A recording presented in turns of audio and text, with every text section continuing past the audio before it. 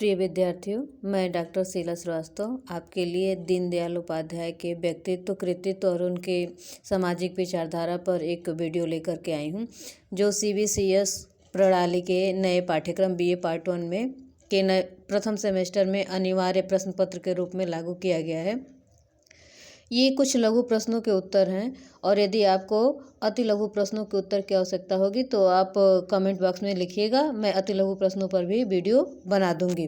तो चलिए शुरू करते हैं। दीनदयाल उपाध्याय का एक सामान्य परिचय। पंडित दीनदयाल उपाध्याय का जन्म 25 सितंबर 1916 को वर्तमान उत्तर प्रदेश की जो पवित्र ब्रजभूमि मथुरा है, उसी मथुरा के अंतर्गत नगला चंद्रभान नामक गांव में हुआ था। इनके पिता का नाम भगवती प्रसाद उपाध्याय था। ये भगवती प्रसाद उपाध्याय नगला चंद्रभान के ही निवासी थे और वहीं पर जलेसर रोड स्टेशन पर के सहायक स्टेशन मास्टर भी थे। उनकी माता का नाम राम प्यारी था, जो धार्मिक प्रवृत्ति की थी। माता से धार्मिक प्रवृत्ति का संस्कार इन्हें जन्मजात मिला हुआ था। पिता की मृत्यु के बाद इनके परिवार की जो खुशियां थी वो धीरे धीरे कम होने लगी, क्योंकि आमदनी का जो स्रोत था वो पिता की नौकरी ही थी। और पिता की मृत्यु के बाद इन लोगों की आर्थिक स्थिति अत्यंत दयनीय हो गई।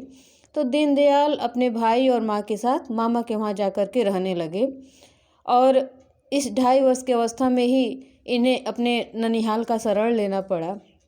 इनके नाना जी ने इनके परिवार की जिम्मेदारी को संभाला।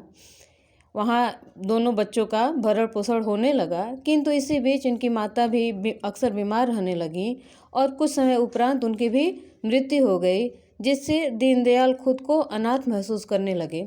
कुछ दिनों बाद नाना की मृत्यु भी हो गई और दुर्भाग्यवश दीनदयाल और भाई शिवदयाल मामा पर आश्रित हो गए। किंतु अत्यंत अल्प आयु में 18 नवंबर 1934 को इनके भाई की भी मृत्यु हो जाती है। इस तरह से लगातार पारिवारिक मृत्युओं के कारण दीनदयाल का मनोबल थोड़ा गिरता है, लेकिन वे अपने आप को संभालते हैं और अपना पूरा ध्यान वो अपनी शिक्षा पर लगा देते हैं। 11 फरवरी 1968 को 51 साल की उम्र में इनकी मृत्यु हुई। इनकी मृत्यु भी एक रहस्यमय ही घटना है, क्योंकि ये पार्टी से जुड़े कार्यों के लिए लखनऊ से पटना जा रहे थे। इसी दौरान रास्ते में इनकी हत्या कर दी गई। इनका शव दूसरे दिन मुगल सराय रेलवे स्टेशन पर प्राप्त हुआ था। इनकी हत्या किसने की, कब की, किस स्थान पर की, इसका पता अब तक नहीं चल पाया है। पंडित दीनदयाल उपाध्याय ने हाई स्कूल पास करके इंटर की परीक्षा के लिए विलानी में एडमिशन लिया और वह भी उत्तीर्ण किया। BA की शिक्षा ग्रहण करने के लिए ये कानपुर आ गए, जहां सनातन धर्म कॉलेज में इन्होंने दाखिला लिया। इसी BA करते हुए ही अपने एक मित्र बलवंत महासब्दे की प्रेरणा से 1937 में वे राष्ट्रीय स्वयंसेवक संघ में सम्मिलित हुए। राष्ट्रीय स्वयंसेवक संघ तो इस समय काफ़ी चर्चा में है और आप सभी इसके बारे में जानते भी होंगे। इसी वर्ष BA की परीक्षा भी इन्होंने प्रथम श्रेणी में उत्तीर्ण की। इसके बाद MA की पढ़ाई के लिए आगरा चले गए। यहाँ आगरा सेंट जॉन्स कॉलेज में MA अंग्रेजी से पढ़ाई शुरू की उन्होंने और हमेशा की तरह MA प्रथम वर्ष में भी प्रथम श्रेणी में ही पास हुए।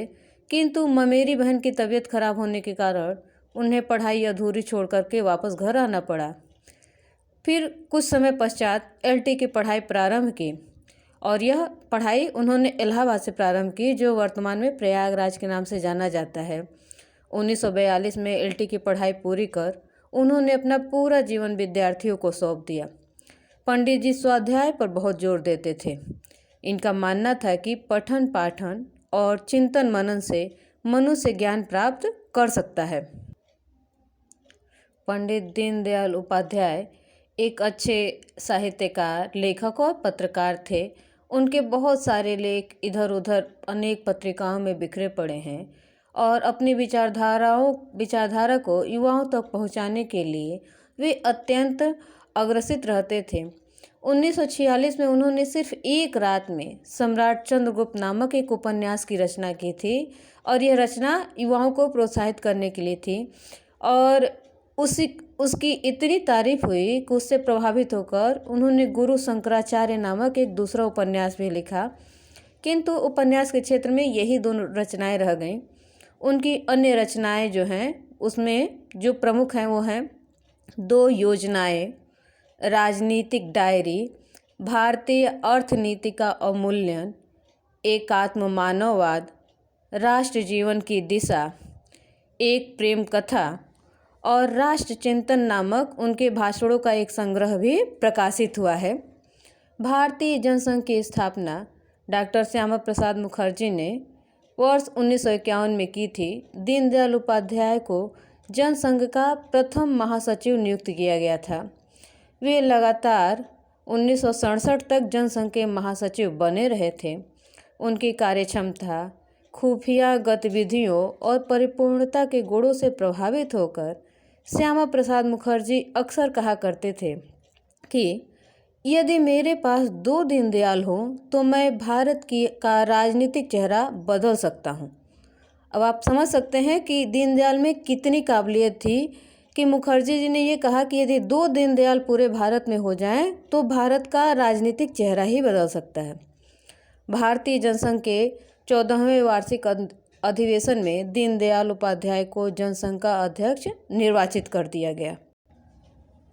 पंडित दीनदयाल उपाध्याय एक सामाजिक कार्यकर्ता थे और उनके सामाजिक विचारों को एक छोटे से वीडियो में समझना तो बहुत मुश्किल है, लेकिन एक फ्लो चार्ट के माध्यम से मैंने उसे समझाने का प्रयास किया है। पंडित दीनदयाल उपाध्याय ने राष्ट्र के विधायक तत्वों की जो व्याख्या की थी उसमें जो पहला तत्व था वह था जीवन का आदर्श, क्योंकि बिना आदर्श के कोई जीवन नहीं जिया जा सकता। प्रत्येक व्यक्ति को अपने जीवन को संचालित करने के लिए किसी न किसी आदर्श को अपनाना ही होता है। दूसरा विधायक तत्व उन्होंने निर्धारित किया था नियम का संविधान, अर्थात एक ऐसा संविधान जिसमें सबके लिए समान नियम की बात कही गई हो। तीसरा महत्वपूर्ण तत्व था सबकी इच्छा शक्ति, अर्थात देश के संचालन के लिए, समाज के अच्छे संचालन के लिए समाज के सभी व्यक्तियों में एक सकारात्मक इच्छा शक्ति की आवश्यकता होती है। और राष्ट्र के विधायक तत्वों में अंतिम तत्व था भूमि और जन, जिसे देश कहते हैं। अर्थात दीनदयाल उपाध्याय ने जो भौगोलिक तत्व था उसको कम महत्व दे करके मनोवैज्ञानिक तत्वों को अधिक महत्व दिया था। सामाजिक विचारधारा के संदर्भ में उन्होंने जो दूसरे तत्व की चर्चा की वह थी राष्ट्र की आत्मचिति। आत्मचिति को यहाँ समझाते हुए दीनदयाल ने बताया था कि राष्ट्र की भी एक आत्मा होती है और उसका एक शास्त्रीय नाम होता है। सिद्धांत और नीति में ही इसे चिति कहा जाता है। चिति वह मानदंड है जिससे हर वस्तु को मान्य अथवा अमान्य किया जा सकता है। तीसरा मुख्य तत्व था राष्ट्र और राज्य का अंतर। पंडित दीनदयाल उपाध्याय ने यह स्पष्ट किया था कि यदि राष्ट्र शक्तिशाली हो और राष्ट्र के नियम सबके लिए अच्छे हों तो राज्य की आवश्यकता ही नहीं होती है। उन्होंने बताया कि राष्ट्र एक अस्थायी सत्य है। राष्ट्र की आवश्यकता को पूर्ण करने के लिए राज्य पैदा होता है। राष्ट्र के लोगों में भूमि के प्रति अविचल श्रद्धा का होना अत्यंत आवश्यक है। और सबसे अंतिम और महत्वपूर्ण बात उन्होंने यह बताई कि राज्य की आवश्यकता तभी पड़ती है जब राष्ट्र के लोगों में विकृति आ जाती है, जब राष्ट्र के लोगों में कुछ खराबी आ जाती है तब राज्य की आवश्यकता होती है। और उसके माध्यम से उन्होंने राष्ट्र की विशेषताओं को बताया। धर्म के संबंध में अपने विचारों को प्रकट करते हुए पंडित दीनदयाल उपाध्याय ने जो बताया था वे विचार इस प्रकार हैं। दीनदयाल उपाध्याय जी मानते थे कि धर्म जीवन के सभी पहलुओं से संबंध रखने वाली चीज़ होती है। धर्म स्वयंभू है। संस्कृति का तात्पर्य संसार में एकता का दर्शन कराना है। एक बात मैं स्पष्ट कर दूं कि दीनदयाल उपाध्याय जी ने जिस धर्म की चर्चा की वह धर्म हिंदू या मुस्लिम धर्म नहीं अपितु मानव धर्म है। और धर्म का अर्थ धारण करना होता है। जातियां अलग हो सकती हैं, धर्म अलग होता है। जैसे पशु का धर्म है पशुता, अग्नि का धर्म है जलाना, वैसे ही मनुष्य का धर्म मनुष्यता है। इसीलिए उन्होंने एकात्म मानववाद के सिद्धांत की भी समीक्षा की थी। भारतीयता की अभिव्यक्ति के लिए उन्होंने ये बताया था कि भारत की आत्मा को समझने में ही भारतीयता की अभिव्यक्ति है। यदि हम भारत की आत्मा को नहीं समझ पा रहे हैं तो हम भारतीयता शब्द के अर्थ को भी नहीं समझ सकते हैं। और आप सभी जानते होंगे कि भारत की आत्मा भारत की जनता ही होती है, वह गढ़ जिससे राज्य का निर्माण होता है, तंत्र का निर्माण होता है। लेकिन दुर्भाग्यवश आज के हमारे गणतंत्र में सिर्फ तंत्र ही शेष बचा है, गढ़ तो जैसे गायब होते जा रहे हैं। उन्होंने अगली बात जो बताई कि स्वराज्य एक साधन है जो निर्बाध रूप से अपने विवेक के अनुसार आगे बढ़ सकता है। अगला विचार था, व्यक्ति राष्ट्र की आत्मा को प्रकट करने का केवल एक साधन मात्र होता है। व्यक्ति और समाज दोनों अविभाज्य होते हैं। न तो व्यक्ति को समाज से अलग किया जा सकता है, न ही समाज को व्यक्ति से अलग किया जा सकता है। उन्होंने एक और बात स्पष्ट की थी कि हम समाजवादी नहीं, समन्वयवादी हैं। राजनीतिक दलों के लिए भी एक दर्शन की आवश्यकता होती है। इस पर पंडित जी ने विशेष जोर दिया था, क्योंकि यदि कोई एक दर्शन न हो किसी राजनीतिक दल का तो वह दल उच्छृंखल हो जाएंगे, और जिसका परिणाम आज के वर्तमान समय में हमें देखने को मिल रहा है।